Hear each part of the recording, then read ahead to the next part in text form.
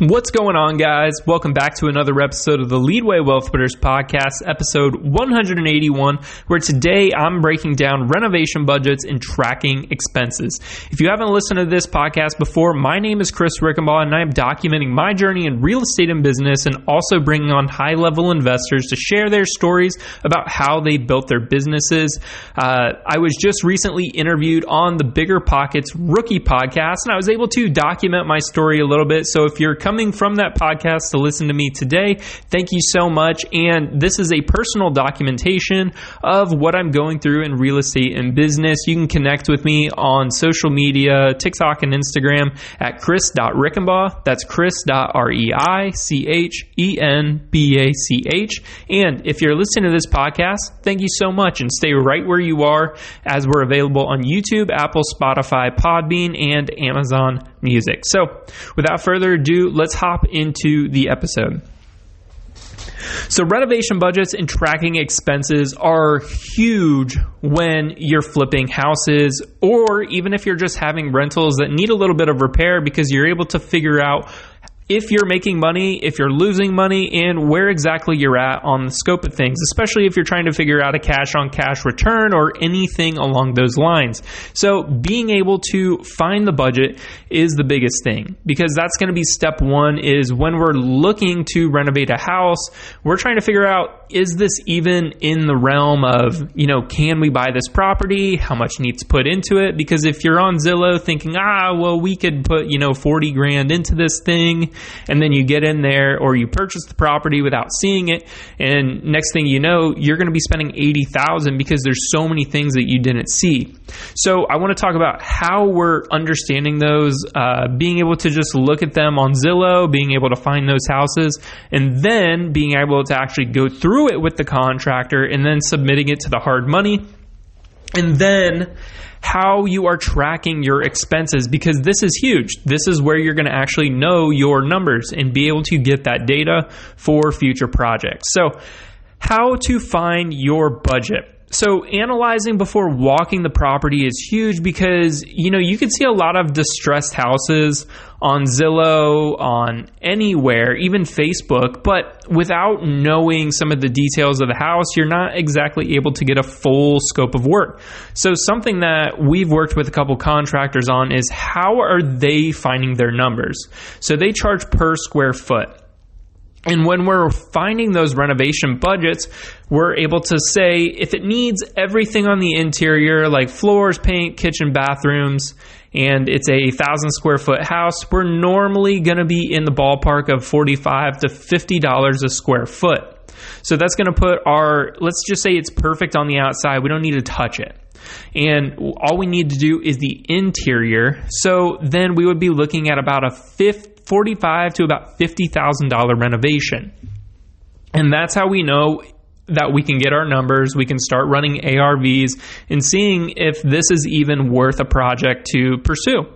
So being able to analyze it before walking it is huge, because it's going to kill a lot of the deals, because once you start diving into the ARVs, you can see if your number is even in the ballpark. Definitely recommend submitting the offer anyway at your number. The worst thing that they could do is say no, but you're getting those reps trying to be able to figure out renovations. But if you're looking at doing the entire house, say it needs interior, exterior, close to a full gut, but not quite that much, you're probably going to be in the ballpark of about $60 to $65 a square foot. Maybe even a little bit higher if it's really, really distressed, but those are the general numbers we go off of. We don't do any full guts. That's just not what I want to be doing. So we stay away from the full guts and just know, hey, if it needs interior, exterior, we're right around that $65 a square foot, and it's better to be on the high side. So the next thing you can do if you're doing this for the first time or one of the first times is being able to get a couple contractors to walk the property with you, because they're going to be able to actually get you a scope of work. They're able to give you quotes if you have that time. Normally in our area, if you're getting sent a deal, you're not going to have time to bring in these contractors and take, a week or two to be able to get this thing under contract. You're going to have to be able to move quick. So I would suggest saying to these contractors that, hey, I'm looking to start flipping houses and this is what I'm going to be doing. I want to make sure we're on the numbers. So being able to walk those houses with those contractors, maybe it's not even one you have under contract. Maybe they're walking it for somebody else. Being able to walk it with them, see what they're seeing, take notes from what they're going to be doing to that property, and then they're able to give you accurate numbers, and you're able to use that now when you're analyzing properties. So being able to walk it with a contractor is going to give you so much insight. I would definitely recommend doing that, or, at least talking to the contractors to figure out how they're running their numbers. So the next step is going to be submitting it to the hard money. Say I'm going to go the hard money route just because this is what I typically use. So say we're buying a house for $100,000 and say it needs $50,000 worth of renovation. So that's what normally in the beginning, that's what I was doing. I was submitting 150. It's like 100,000 purchase, 50,000 renovation, and I'd be able to buy the property. So one of the things that I've really learned over the past year is that it's better to overestimate the rehab budget when you're submitting these offers, because I know for our hard money specifically that when we send it in, if we ever have to adjust those numbers, they really don't go back and change anything. So say we add on another $5,000 to the project, well, that's going to add $5,000 to my down payment. I think that's just how it works for ours. Other people are a lot different, but I would rather overestimate. So on this project, I'm also budgeting in paying those monthly expenses, those monthly interest payments. So that way I'm not coming out of pocket for anything. So let's just say in this case, it's $1,000 a month interest based on the loan. And what we are doing is in the purchase, say, I'm going to tell them that, hey, we're getting this property under contract for about $110,000 to $115,000 when I'm submitting it to my lender. And then we're going off the renovation budget of about $60,000 to $70,000. Even it's better to be on the high side, because when you're submitting that, you're knowing if this is a deal that they're even going to fund. If they're saying, hey, this is a little tight for us, then maybe you can come down on your numbers a little bit, but your number one step is to make sure that they can fund the project. If they can fund the project, then you can always lower those numbers, and it's going to be a better deal for you in the long term. But making sure that you have all those expenses covered is the main thing. So in that example right there, you just built in another $20,000 to $30,000 for your renovation, and that's going to be able to help you make all these payments. It's going to leave a little bit extra in case you go over budget, and that's going to keep it a little bit safer for you. So being able to overestimate the numbers on hard money is the best way to do that. So if I send my purchase price in at $115,000, but I lock it up for $95,000 or $100,000, that just gives me $10,000 to $15,000 to put either towards renovation or to just cut off completely. But I would rather leave a little bit more in the renovation just to give myself a little bit of room. So some people might say that's wrong, but that's just how we're doing it right now to be able to build the security for these projects, making sure that we don't have to come out of pocket for anything. And that way we keep more money in our pockets at the end. So moving on to part 2 here is how to track those expenses. So it's important to track every penny that you're spending, because this is going to be coming back to you as data. And data is the biggest thing once you're doing multiple projects, because now you can see exactly what you're being charged for bathrooms, for electrical. You can start to price shop a little bit, or you can say, hey, they're giving me a really good price here, let's just stick with it. And then you're able to run more accurate numbers for your renovations. So that is what you're doing down the line. So that's why it's so important to be able to track everything that you're spending.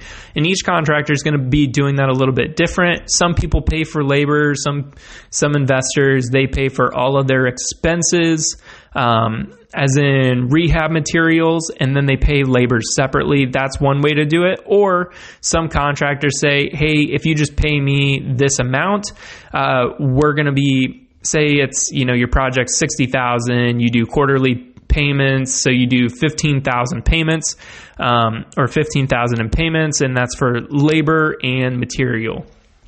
So that's one way to do it, but the big thing is that when you do the full payments, just like an even payment, you're not going to know exactly what you're spending on rehab materials. You're only going to know their labor costs and what they can do it for. So if you've done enough of them and to know that you're getting a pretty good price, that's one way to go. But I would say in the beginning, being able to understand what these materials really cost is going to be more helpful to you than starting out that way. Not impossible, but it's just one of those things that can help you kind of understand the renovation and the entire project.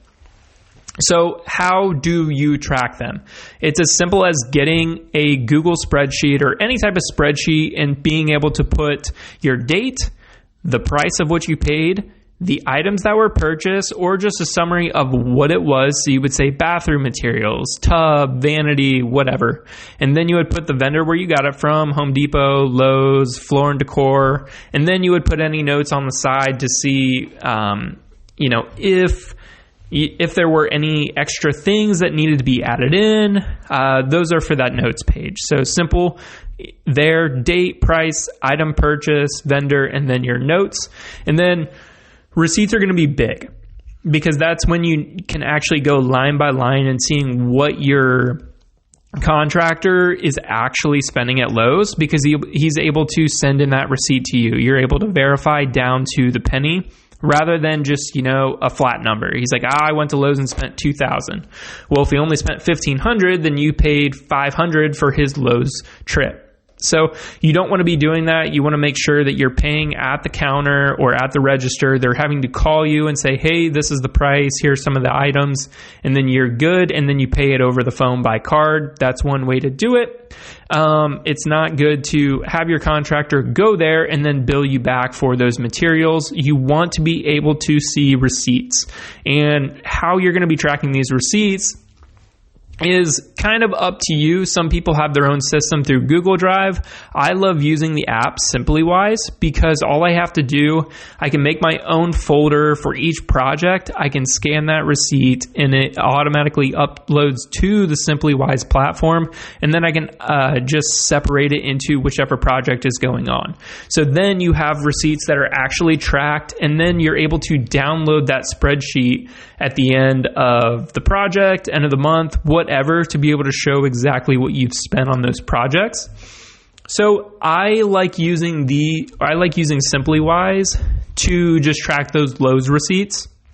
It gets really hard unless you hook it up to your email, but if you're doing check payments, it starts to get a little bit funky. So I like to do SimplyWise just because I have the actual picture of the receipt and I can go back and see what exactly was spent. If I ever need to verify or check something, we're able to have those receipts on hand. But simply put, that is what you need for your renovation budgets and tracking expenses. I know people doing this on a higher level, they have their own way of doing it, but being able to keep it simple is going to be huge for you, especially in the beginning, or if you've done this a couple times and you're just looking to scale. Just make sure you're keeping it simple and easy to track. So many people get into these percentages and, what am I paying for each floorboard? Just keep it simple. And that's going to be able to help you the most. So thank you for listening to another episode of the Leeway Wealth Builders podcast. We have a great interview for you on Friday with Angie Castro in the Charlotte market. She's an investor agent. Super excited to bring that one to you. And it's the first one we did on video. So make sure you go check it out on YouTube where you can watch us chat it up and talk real estate. So thank you again for listening. And this has been the Leeway Wealth Builders podcast, episode 181.